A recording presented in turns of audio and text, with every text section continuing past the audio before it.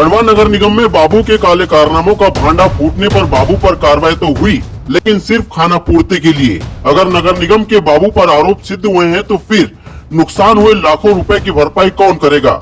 इसके साथ ही आज हम आपको बताएंगे कि किस तरीके से नगर निगम में भंडार शाखा में लाखों करोड़ों का भ्रष्टाचार हुआ।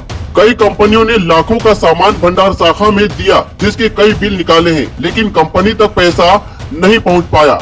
नगर निगम में आवक जावक में पैसा निकालना बताया गया, लेकिन कई कंपनियों को अभी तक भुगतान नहीं हुआ।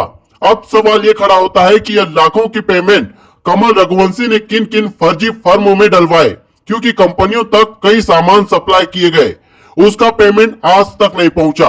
अब लाखों करोड़ों के गबन होने के बाद केवल भंडार शाखा के बाबू कमल रघुवंशी को विभाग से हटाया गया और 1 महीने का वेतन वृद्धि रोकी गई, जबकि बाबू कमल रघुवंशी ने करोड़ों का भ्रष्टाचार किया, जिसका सबूत कई कंपनियां देने को तैयार है। जनता और सरकार के पैसे का दुरुपयोग किस तरीके से नगर निगम में भंडार शाखा में हुआ होगा, इसकी और भी गंभीरता से जांच करनी चाहिए।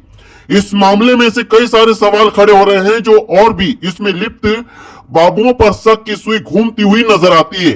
सवाल ये खड़ा होता है कि जब एक बाबू ने इतना बड़ा कारनामा किया तो इसकी जानकारी उस समय अधिकारियों को क्यों नहीं थी, और अगर जानकारी थी तो फिर इसे रोका क्यों नहीं गया। इससे साफ होता है कि इस काले कारनामे को सफेद करने के लिए और भी अधिकारी बाबुओं की मिली भगत हो सकती है। शायद इसीलिए खाना पूर्ति कर मामले को रफा दफा करने की कोशिश की जा रही है। क्या वाकई इस मामले में जांच अधिकारी गंभीर है, यह तो आने वाला वक्त ही बताएगा।